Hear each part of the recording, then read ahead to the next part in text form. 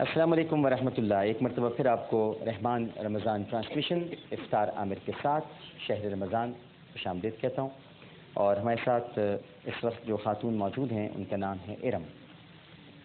ان کی بھی جو داستان ہے ناظرین کرام وہ آپ کو میں بتا دیتا ہوں، تو آپ سماعت کر لیجئے۔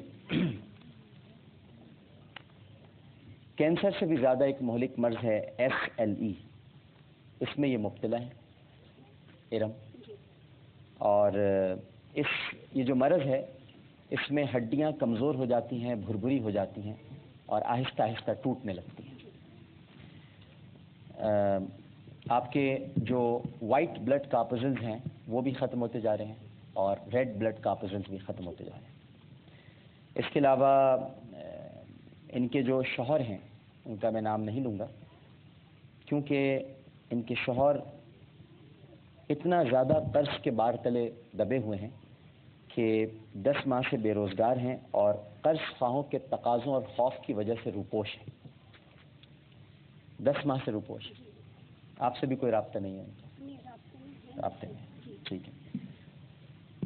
خاتون چاہتی ہیں کہ ہڈیاں تو ان کی ٹوٹ رہی ہیں، بھربھری ہو گئی ہیں، علاج سے کہیں زیادہ ان کو فکر یہ ہے کہ ان کا قرض اتر جائے اور یہ معاشرے میں سر اٹھا کر جی سکیں، ورنہ ان کے شوہر جو 10 ماہ سے روپوش ہیں پتہ نہیں کیا ہوگا۔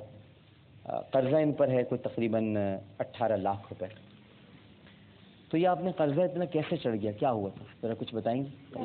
یہ میرے ہسبینڈ نے ایک کاروبار کیا، تو وہ ایک بندہ جو تھا اس کے ساتھ مل کے کیا، لوگوں سے لے کے، تو وہ بندہ ان کو فراڈ دے کے چلا گیا۔ اچھا جی۔ اس نے یعنی کہ گاڑی امپورٹ کرنے کے لیے وہ کیا تھا کہ گاڑی امپورٹ کرائے گا، 3-4 گاڑیاں جاپان سے امپورٹ کرائی، اس کے بعد وہ روپوش ہو گیا، غائب ہو گیا، اس کا کوئی یعنی کہ وہ نہیں ہے۔ اچھا، اب لوگ اور انہوں نے لوگوں سے پیسے لے لیے تھے؟ بالکل۔ تو اب وہ یہ یعنی کہ ہمارے پاس جتنا تھا 40 لاکھ میں سے ہم نے گھر کا گاڑی سب کچھ، آج سے 2 سال پہلے بہت اچھی زندگی ہم گزارتے تھے ماشاءاللہ۔ اللہ تعالیٰ نے ہمیں دے کے بھی آزمایا ہے، نہ ہونے پہ بھی آزما رہا ہے اللہ تعالیٰ۔ اب اللہ تعالیٰ کس طرح غنی کر دی اللہ پر ہے۔ بس یہ ہے کہ میرے شوہر کی جاب ہو جائے، میری 5 سال کی بچی ہے جس کو ان لوگوں نے دھمکی دی ہوئی ہے کہ اس کو کڈنیپ کر لیں گے، تو میں اسکول تک نہیں بھیج رہی، اسکول جاتی ہے، مئی سے میں نے اس کو اسکول بند کیا ہوا ہے۔ قرض داروں نے کہا ہمیں سے کڈنیپ کریں گے؟ بالکل، شوہر کو کہ جان سے مار دیں گے۔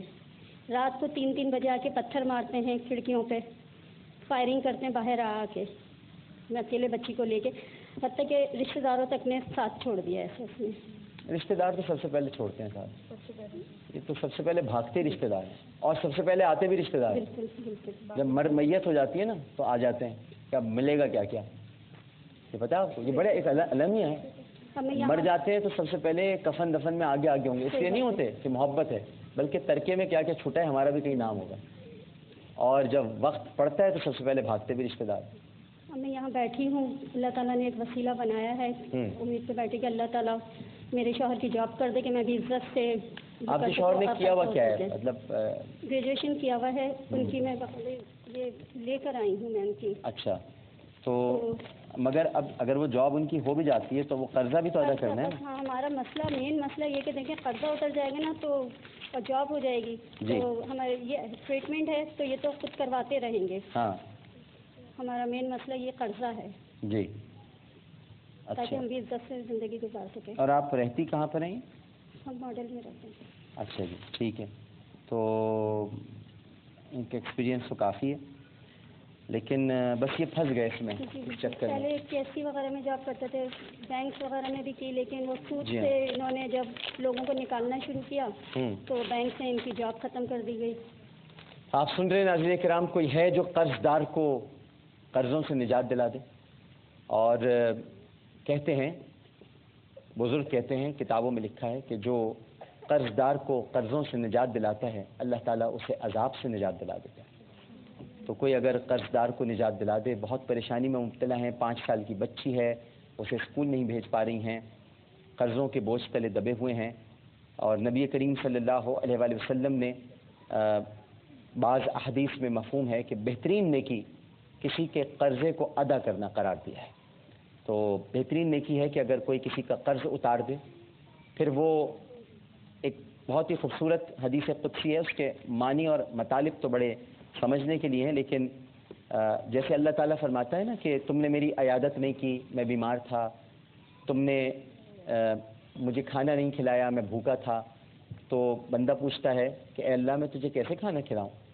تو ارشاد ہوتا ہے کہ میرا فلاں بندہ بھوکا تھا، تو اسے کھانا کھلا دیتا، تو مجھے کھانا کھلا دیتا، میرا فلاں بندہ بیمار تھا، تو اسے اگر اس کا علاج کرا دیتا تو میرا علاج ہو جاتا۔ اسی طرح مسند امام احمد بن حنبل میں ہے کہ جب کوئی کسی کا قرض ادا کرتا ہے تو اللہ تعالیٰ اس کا مقروض ہو جاتا ہے۔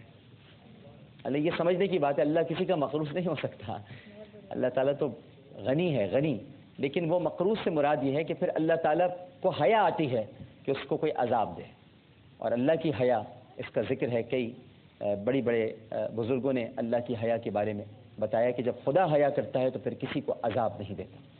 تو میں یہی گزارش کروں گا کہ ہماری یہ بہن ارم جو ہیں، ان کے مسئلے کو آپ حل کریں، اور جو لوگ بھی ان کی مدد کرنا چاہتے ہیں فوری طور پر اس وقت کریں۔ ٹیلی فون لائنز اوپن ہیں، میں آپ کی بات سننا چاہتا ہوں، آپ سے اس وقت اپیل کر رہا ہوں کہ ارم صاحبہ کا قرضہ ادا کرائیں کسی طرح، جاب کا بھی ہم انتظام کرتے ہیں، دیکھتے ہیں کوئی کال ہمارے پاس آتی ہے کہ نہیں آتی۔